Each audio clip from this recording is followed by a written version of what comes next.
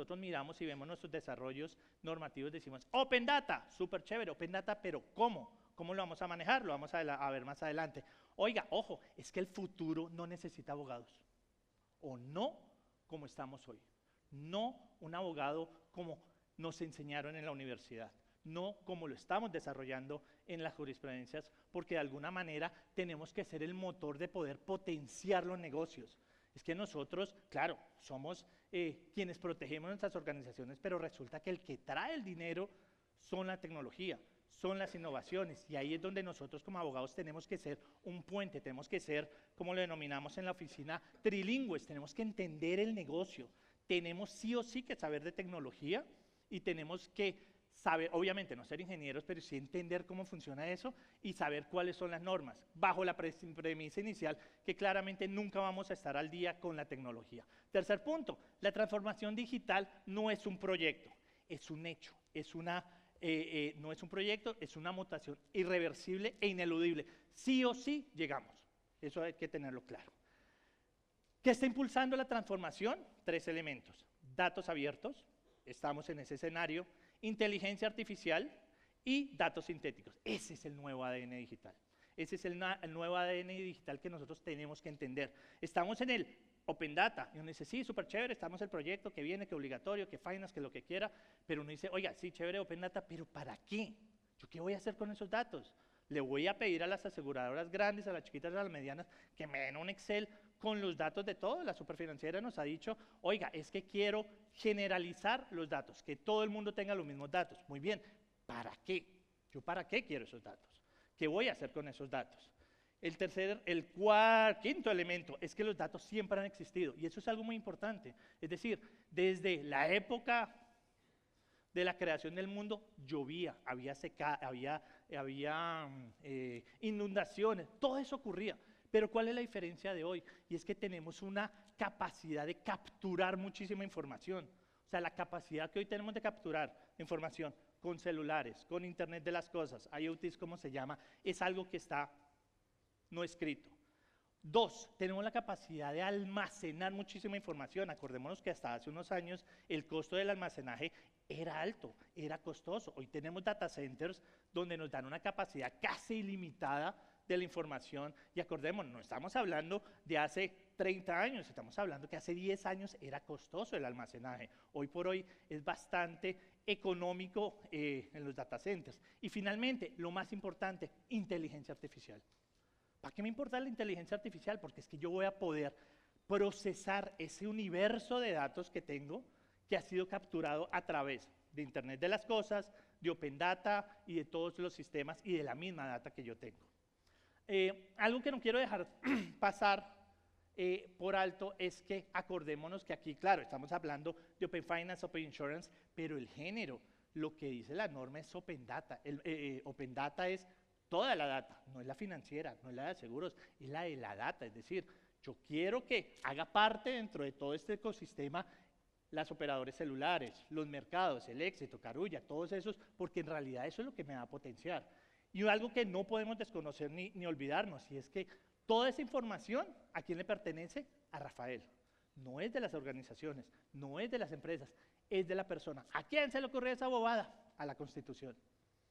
Artículo 15 y 20, el habeas data simplemente dice, mire, cualquier modelo open que ustedes digan, tiene varios artículos. ¿Y el primer artículo cuál es?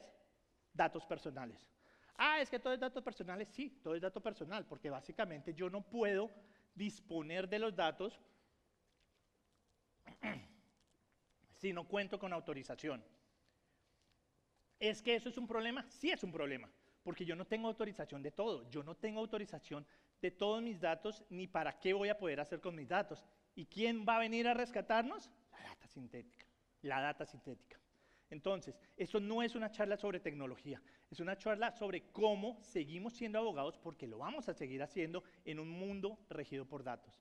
Y finalmente, no es un cambio técnico, esto no es un cambio técnico, es un nuevo idioma y necesariamente los abogados tenemos que hablarlo. Finalmente, ¿qué pasa si pensamos, oiga, y si el mayor riesgo del sector legal es seguir creyendo en los abogados que somos indispensables? Es que sin un abogado esto no funciona. ¿Mitigamos riesgos? Sí. ¿Qué hacemos? Mitigar el eventual escenario que llegamos a una instancia judicial. Pero ¿qué está funcionando en las organizaciones? Produzca plata. Sector público, cumple objeto misional. ¿Cómo? De la mejor manera, apalancados en tecnología dentro de un marco normativo que nunca va a estar al día. Y eso sí, no lo desconozcamos porque es algo muy importante. Este es cómo ha funcionado el modelo tradicional del sector asegurador. Obviamente esto casi que es una caricaturización, pero básicamente es cómo se ha desarrollado. Primero, ¿cómo hacemos publicidad? Hacemos publicidad masiva, con poca segmentación, sin datos. Sacamos una publicidad, ponemos una valla, ¿y quién pasa por ahí? No tengo ni idea. Pero tengo una valla. En la autopista, en la 127, ¿quién pasa por ahí? No tengo ni idea, pero yo la pongo ahí. ¿Por qué? Porque ahí pasa mucha gente. Segmentación y sin datos, lo tenemos así. ¿Cómo vendemos? Puerta a puerta.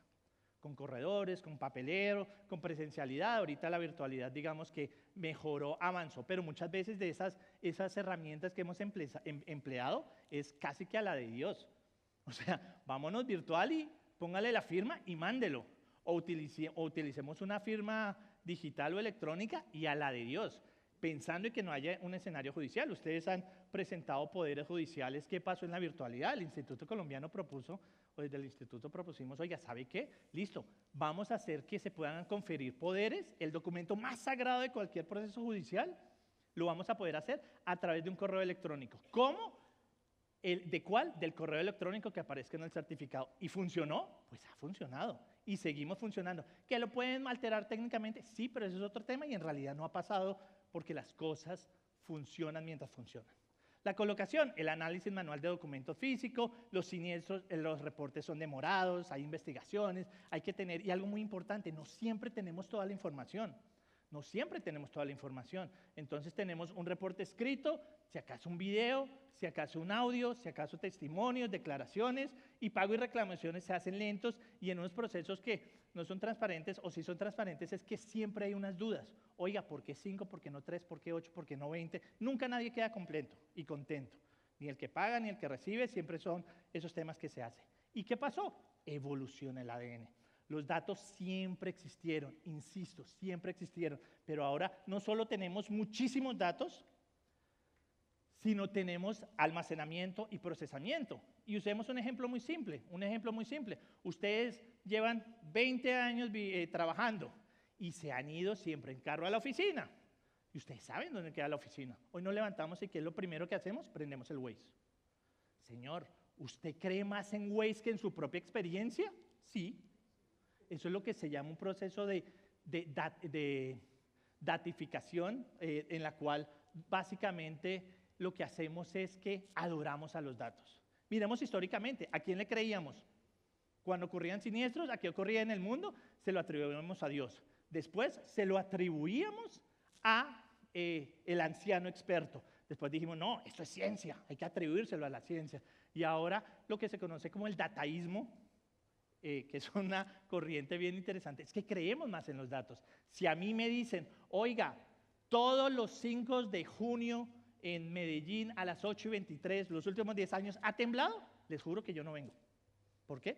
Porque es que los datos han dicho que eso siempre ha pasado. Entonces, el tema y el concepto del dataísmo es bien interesante para entender y analizar.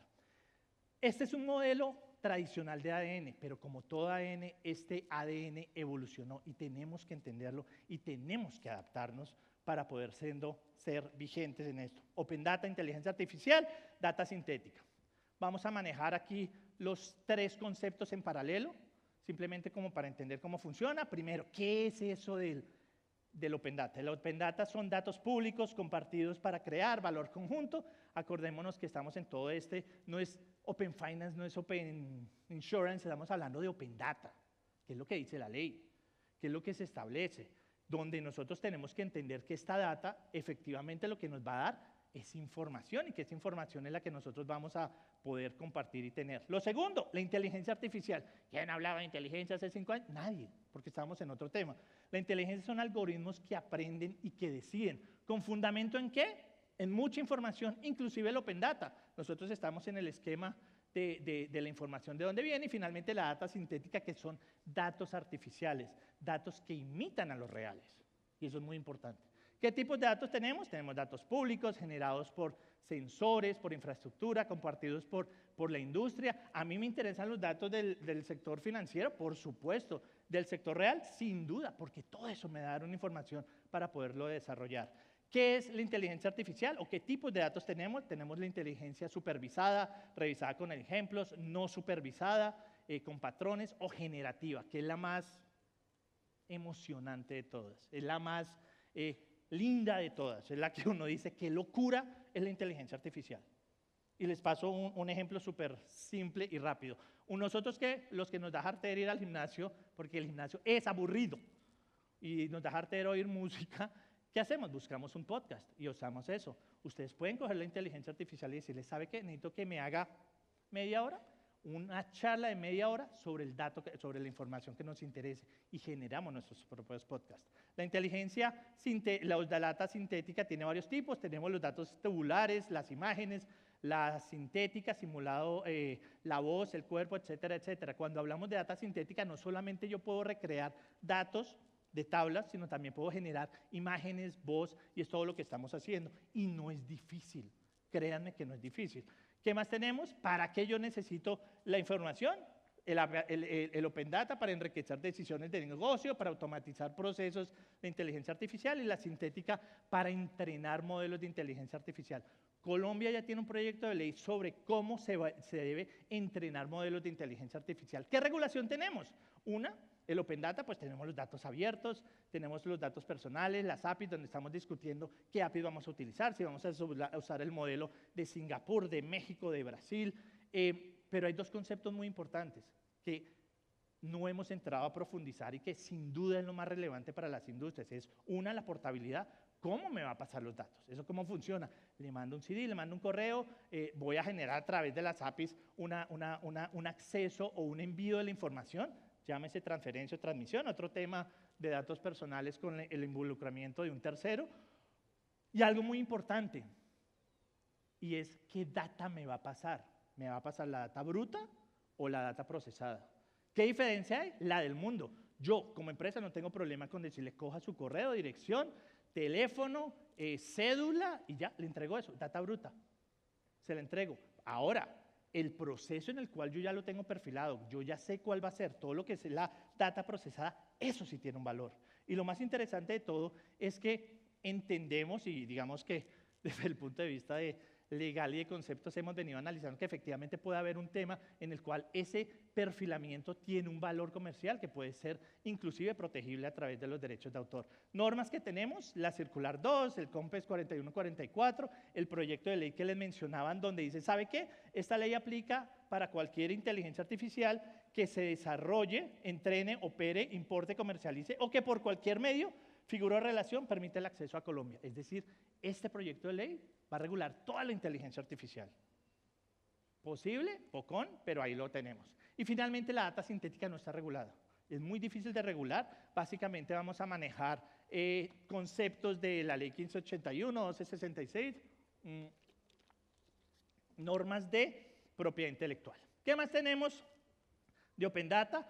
Casos de uso, Open Data, personalización de pólizas, modelos predictivos, desarrollo de nuevos productos, de alianzas público-privadas, inteligencia, suscripción automática de pólizas en tiempo real, detección de fraude, tiempo real, pricing dinámico, asistentes virtuales, scoring de riesgo. Todo con la información que tenemos. Entonces yo ya sé cuántos accidentes han ocurrido en la séptima, desde la 116 a la 127, pero ¿qué pasa?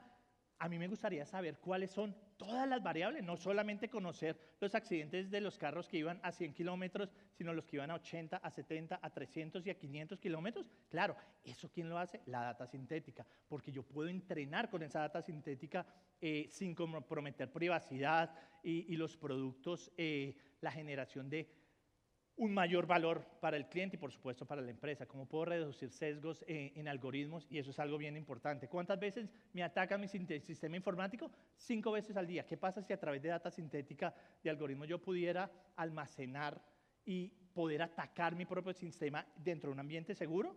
Pues obviamente tener un sistema muchísimo más robusto. ¿Cuáles son los riesgos? Uno, pues por supuesto, el Open Data son los datos anonimizados incorrectamente, o exposición a datos, brechas de seguridad, etcétera, inteligencia artificial, discriminación, lo que hablamos de los sesgos, la falta de explicabilidad de las decisiones, una caja negra. Oiga, ¿por qué llegamos allá? No tengo ni idea, pero llegamos allá. Y la data sintética, mal diseño. Y fíjense que aquí hay un concepto muy interesante y es lo que se conoce como la contaminación de la data sintética. Entonces, claro, estamos en un punto donde hablamos de Open Data. ¿Para qué? Para alimentar inteligencia artificial que se va a comer toda la información.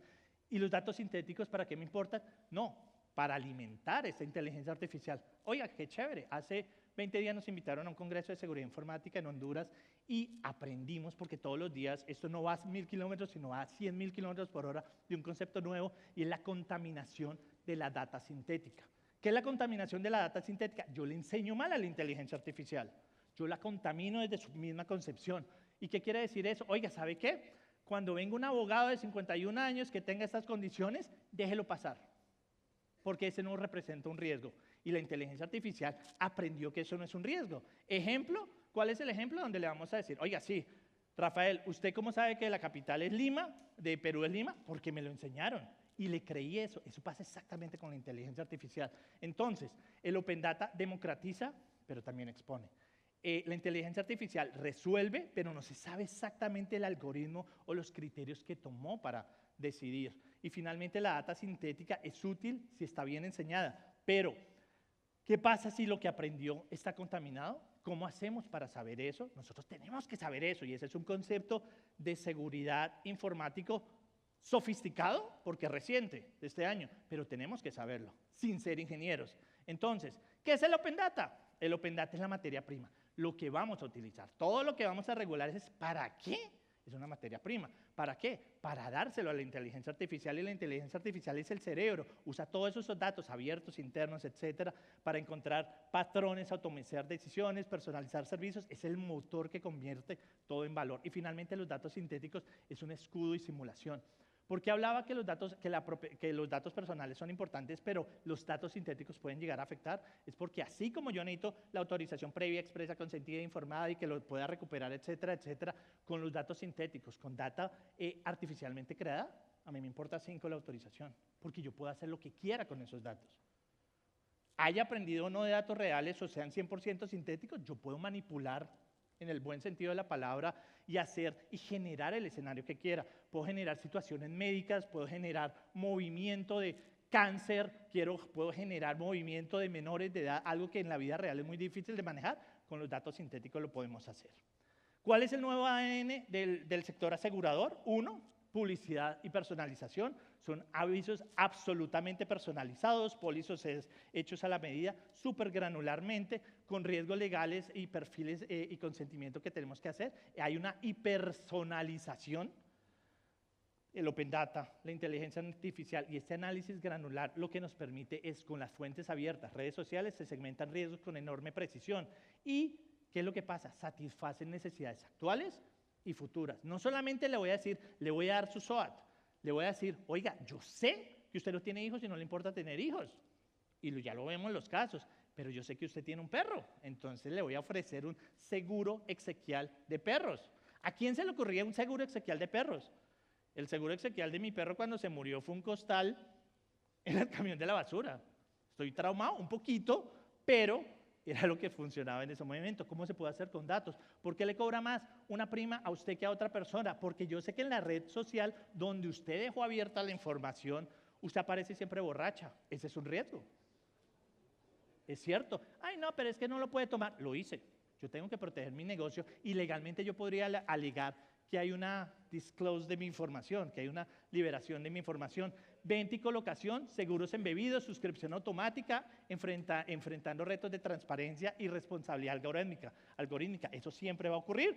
Siniestros y pagos. ¿Cuál va a ser el tema de los siniestros? ¿Cómo lo detecto? ¿Cómo lo predigo? ¿Cómo hago con blockchain, inteligencia artificial, smart contracts? Los desafíos de sesgos y auditorías. Implicaciones jurídicas, todas. ¿Cómo vamos a poder manejar nuevas obligaciones y responsabilidades por decisiones automatizadas que redefinen confianza y prueba? ¿Quién decidió eso? Eso lo hizo Pepito Pérez. No, eso lo hizo el sistema, no Papito. ¿Quién es el sistema? ¿Qué es el sistema? Eso lo vamos a negociar, Chaleito, pero cuando hay un escenario judicial, ¿cómo la manejamos? Con este nuevo ADN no solamente cambia el negocio, cambia la forma de gestionar la confianza, cambia la forma en que gestionamos el consentimiento, la prueba y la privacidad. El derecho mismo cambió. ¿Las normas van a venir a regular eso? No, no hay tiempo. Es demasiado rápido y demasiado dinámico y no lo podemos hacer. Entonces, primero, en las interacciones de los actores de un contrato de seguros, un escenario judicial. Pongámoslo así para que suene más dramático. ¿Quién es el testigo estrella? ¿El representante legal? No. El testigo estrella en un proceso no va a ser humano, va a ser el histórico de los datos verificados. Es que me accidenté, claro, y yo sé usted a qué hora salió, yo sé a qué hora aceleró, yo sé a qué horas usted manejó, yo tengo el reporte del clima, tengo el reporte de la carretera, tengo el reporte del estado de los semáforos en ese momento y puedo generarle unos datos donde le genero convencimiento al juez.